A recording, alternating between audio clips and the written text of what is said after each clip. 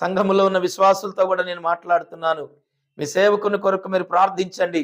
కానీ మీకోసం ప్రార్థన చేసి కన్నీరు కార్చే మీ కాపరిని మీరు దుఃఖపెట్టకండి. వారు కార్చే ప్రతి కన్నీరు అది మీకు శాపముగా మారకూడదు. అంటే వారు ప్రతి కన్నీరు కూడా మీ యొక్క బాగు కోసం కార్చాలి, మీ మేలు కోసం కార్చాలి, మీ అభివృద్ధి కోసం కార్చాలి తప్ప మీరు పెట్టే వేదనల చేత వారు కన్నీళ్లు కార్చేవారిగా ఉండకూడదు. ఒకవేళ వాళ్ళు ఆ రీతిగా కన్నీళ్లు కారిస్తే మీకు అనేకమైన శ్రమలు విస్తరించబడతాయి. భూమి మీద ఆత్మ కలిగిన దైవజనుడు, దైవ సేవకురాలు వాళ్ళు నిజంగా వాళ్ళ హృదయాలు గాయపరచబడి వాళ్ళు కన్నీరు కారిస్తే అది మేలు కాదు. కానీ మీ అభివృద్ధి కోసం వారు కన్నీరు కారిస్తే మీరు ఆశీర్వదించబడతారు, మీరు అభివృద్ధి చెందుతారు. మీరు దేవుడు మీ సరిహద్దులు విశాలపరిచి మీ జీవితాల్లో గొప్ప కార్యాలు చేస్తాడు. నా సహోదరి, నా సహోదరుడా, ఈ వాక్యం వింటున్న ప్రతి ఒక్కరికి కూడా ప్రేమపూర్వకమైనటువంటి హెచ్చరికలు.